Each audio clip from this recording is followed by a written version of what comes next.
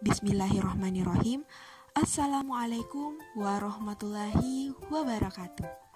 Yang terhormat Bapak Ibu tim dosen pengampu dari mata kuliah sosiologi serta teman-teman sekalian yang saya banggakan. Bagaimana kabarnya nih teman-teman? Selama kurang lebih setengah semester sudah kita berproses di semester 2 ini. Masih aman-aman saja kan? Atau sudah mulai terguncang nih teman-teman? Saya harap teman-teman dapat terus tetap semangat ya. Oke deh, untuk dapat lebih semangat lagi, saya mau kasih pantun dulu nih untuk teman-teman. Pintu depan, pintu belakang, di belakang pintu ada Raisa. Buat teman-teman yang cantik dan ganteng, tetap semangat, kalian pasti bisa. Cakep. Oke teman-teman, kita sudah semangat kan? Semangatlah, masa tidak? Oke, sampai di sini dulu ya intermezzonya. Kita akan masuk pada materi nih. Pada video kali ini, kami dari kelompok 5 akan menyajikan sebuah materi terkait kekuasaan, wewenang, dan kepemimpinan. Olehnya itu, kami berharap teman-teman sekalian dapat menyimak hingga akhir video dari kami. Namun, sebelum itu, ada pepatah mengatakan, tak kenal maka tak sayang maka tak cinta. Olehnya itu, perkenalkan kami dari kelompok 5 yang beranggotakan yaitu ada Tegar Wahyu Pringgodani, Nur Rafiyah Husnul Syawaliyah, dan saya sendiri, Nur Mimi Karina. Tanpa berlama-lama lagi, dan saya yakin teman-teman pasti sudah tidak sabar lagi untuk menantikan dan menyimak materi dari kelompok kami. Namun sebelum itu, ada pun poin-poin pembahasan yang akan kami bahas pada video kali ini, yaitu ada definisi dari kekuasaan, wewenang, dan kepemimpinan, hakikat dari kekuasaan, wewenang, dan kepemimpinan, bentuk-bentuk dari kekuasaan, wewenang, dan kepemimpinan, serta isu yang beredar dan solusi yang kami tawarkan dari isu tersebut. Saya mau tanya hari ini, apa sumbangsihnya generasi milenial yang sudah tahu teknologi seperti kita bisa viral tanpa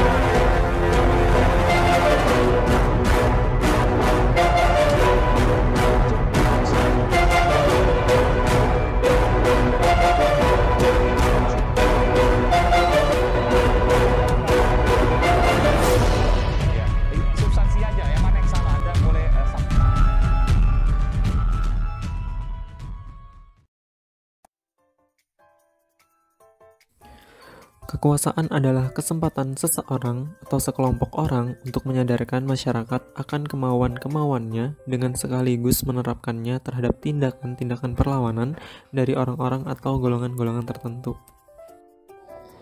Kewenangan adalah kekuasaan yang melekat secara intrinsik pada kedudukan jabatan seseorang dalam jabatan formal sebuah organisasi. Wewenang adalah mekanisme utama dari berlangsungnya pengambilan keputusan organisasi. Selanjutnya, kepemimpinan atau leadership adalah kemampuan seseorang, yaitu pemimpin atau leader, untuk memengaruhi orang lain, yaitu yang dipimpin atau pengikut-pengikutnya, sehingga orang lain tersebut bertingkah laku sebagaimana dikehendaki oleh pemimpin tersebut. Kekuasaan dalam istilah umum disebut sebagai power, diartikan sebagai suatu kemampuan untuk memengaruhi pihak lain menurut kehendak yang ada pada pemegang kekuasaan tersebut. Kekuasaan juga mencakup suatu kemampuan untuk memerintah, yaitu agar yang diperintah itu patuh, dan juga untuk memberikan keputusan-keputusan yang secara langsung maupun tidak langsung akan memengaruhi tindakan-tindakan pihak lainnya. Kemudian wewenang. Istilah umum dari wewenang adalah authority atau legalized power, artinya suatu hak yang telah ditetapkan dalam tata tertib sosial untuk menetapkan kebijakan, menentukan keputusan-keputusan mengenai masalah-masalah penting, dan untuk menyelesaikan pertentangan-pertentangan. Dipandang dari sudut masyarakat, maka kekuasaan tanpa wewenang merupakan kekuasaan yang tidak sah. Kekuasaan harus mendapat pengakuan dan pengesahan dari masyarakat agar menjadi wewenang. Selanjutnya, kepemimpinan. Hakikat kepemimpinan dapat dijelaskan sebagai makna yang sebenarnya atau makna yang paling dasar dari kepemimpinan atau suatu usaha untuk mengarahkan, membimbing, dan memotivasi serta bersama-sama mengatasi permasalahan dalam proses pencapaian tujuan suatu organisasi. Saya Nurafia akan menjelaskan bentuk-bentuk kekuasaan, wewenang, dan kepemimpinan. Nah, yang akan saya jelaskan pertama itu bentuk-bentuk kekuasaan. Jadi dalam pembenaran ilmu politik, terdapat sejumlah konsep yang berkaitan erat dengan konsep kekuasaan, seperti pengaruh atau influence, persuasi atau persuasion, manipulasi, coercion, dan force. Nah, yang pertama itu influence. Influence ini adalah kemampuan untuk mempengaruhi orang lain agar mengubah sikap dan perilakunya secara sukarela. Yang kedua itu persuasion. Persuasion ini adalah kemampuan untuk meyakinkan orang lain dengan argumentasi. Yang ketiga itu manipulasi. Manipulasi adalah penggunaan pengaruh. Dalam hal ini yang dipengaruhi tidak menyadarinya. Yang keempat itu coercion. Coercion ini adalah peragaan kekuasaan atau ancaman paksaan yang dilakukan oleh seseorang untuk bersikap sesuai dengan kehendak pihak pemilik kekuasaan. Dan yang terakhir itu force. Force ini penggunaan tekanan fisik, seperti membatasi kebebasan terhadap pihak lain agar melakukan sesuatu. Nah, karena tadi bentuk-bentuk kekuasaan sudah, selanjutnya itu bentuk-bentuk wewenang.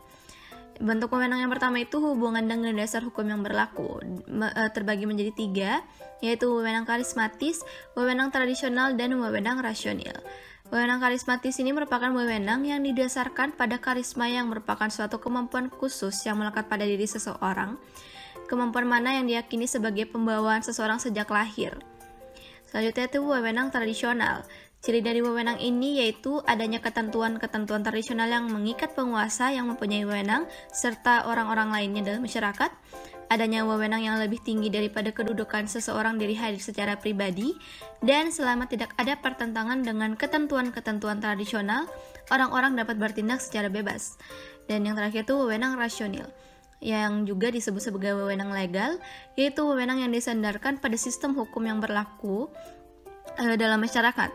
Sistem hukum mana difahamkan sebagai kaidah-kaidah yang telah diakui serta ditaati oleh masyarakat dan bahkan yang telah diperkuat oleh negara. Selanjutnya itu yang kedua, kepentingan pengaturan, terbagi menjadi 2, wewenang tidak resmi dan resmi.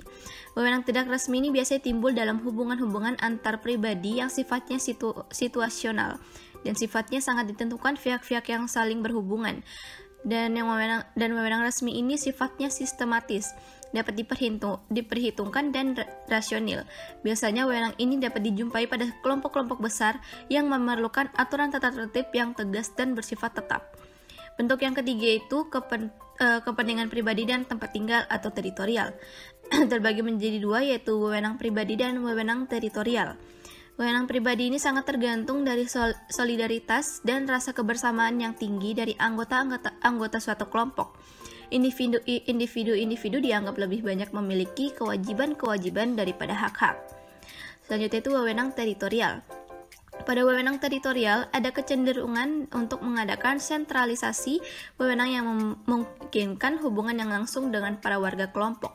Walaupun wewenang pribadi tadi dan wewenang teritorial ini merupakan bentuk wewenang dengan substansinya masing-masing, namun dalam berbagai keadaan, kedua bentuk wewenang tadi dapat saja hidup secara berdampingan. Dan yang terakhir itu bentuk lingkup wewenang, terbagi menjadi 2 lagi, yaitu wewenang terbatas dan wewenang menyeluruh. Wewenang terbatas adalah wewenang yang sifatnya terbatas, dalam arti tidak mencakup semua sektor atau bidang kehidupan, akan tetapi hanya terbatas pada salah satu sektor atau bidang saja. Sedangkan wewenang menyeluruh berarti suatu wewenang yang tidak dibatasi oleh bidang-bidang kehidupan tertentu. Yang terakhir yang akan saya jelaskan yaitu bentuk-bentuk kepemimpinan. Bentuk-bentuk kepemimpinan ini terbagi menjadi 4. Yang pertama itu kepemimpinan langsung. Kepemimpinan langsung ini kepemimpinan yang diwakilkan atau diwujudkan kepada seseorang yang memimpin kegiatan-kegiatan orang lain. Yang kedua itu kepemimpinan tidak langsung, di mana kepemimpinan tidak langsung ini suatu bentuk kepemimpinan melalui perantara objek-objek tertentu. Yang ketiga itu kepemimpinan resmi. Kepemimpinan resmi ini bentuk kepemimpinan yang mengacu pada landasan-landasan atau peraturan-peraturan resmi. Dan yang terakhir itu kepemimpinan tidak resmi, yang didasarkan atas pengakuan dan kepercayaan masyarakat. Saya akan menjelaskan terkait contoh kasus atau isu yang beredar berkaitan dengan penyalahgunaan kekuasaan dan wewenang. Seperti yang kita ketahui, setiap warga negara memiliki hak yang sama, namun seringkali kita temui kasus-kasus yang tidak masuk akal hanya karena memiliki jabatan tertentu sehingga bisa merubah hukuman yang diberikan. Salah satunya yaitu pada kasus Jaksa Pinangki yang dipotong masa tahanannya oleh Pengadilan Tinggi DKI Jakarta. Semula ia divonis 10 tahun, lalu diremisi menjadi 4 tahun saja. Jaksa Pinangki Sirna Malasari terbukti dalam kasus menerima suap serta terbukti dalam melakukan pencucian uang dan dalam melakukan pengurusan fatwa atau pemufakatan jahat.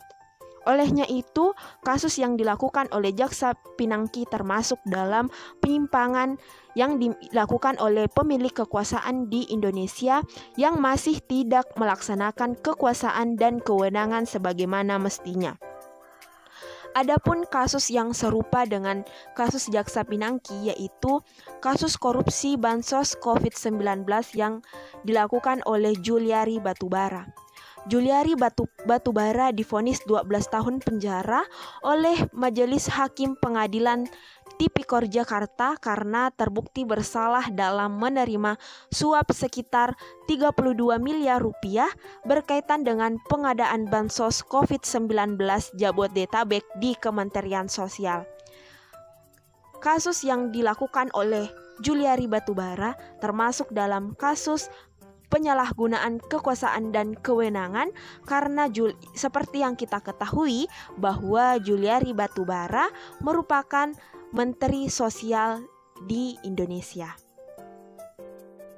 Lalu solusi apa yang perlu untuk dilakukan untuk meminimalisir terjadinya kasus-kasus yang telah disebutkan sebelumnya? Yang pertama, yaitu birokrasi pemerintah perlu memberikan pelayanan publik yang baik kepada masyarakat tanpa diskriminatif. Kedua, meningkatkan pengawasan terhadap badan dan pejabat pemerintahan agar ketika terjadi penyalahgunaan wewenang akan segera dapat dilaporkan kepada pihak yang berwajib.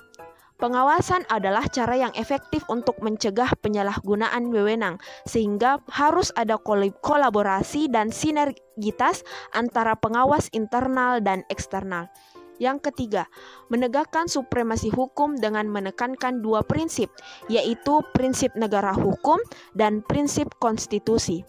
Dalam prinsip negara hukum, tidak ada penyelewengan yang terjadi pada penegak hukum, sehingga masyarakat memiliki kedudukan yang sama di hadapan hukum. Sedangkan prinsip konstitusi adalah bertujuan agar hak setiap warga negara dapat terjamin. Yang keempat yaitu menanamkan jiwa atau mindset anti korupsi dan moral yang baik pada lembaga pendidikan.